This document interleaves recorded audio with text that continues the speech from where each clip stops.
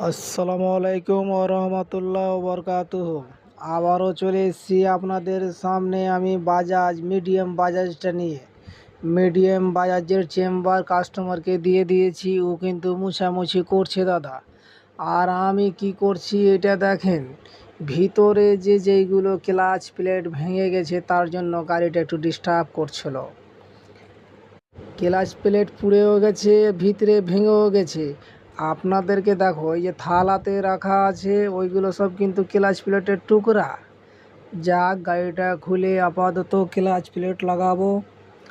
আর আরেকটা কথা, এই যে গ্যাস মেশিনটার পর্দা ফেটে গেছে, নতুন লাগাবো। গাড়িটা ডিস্টার্ব করছিল, নিচেরটা পুরাতন, এই যে উপরে রাখা আছে এটা নতুন।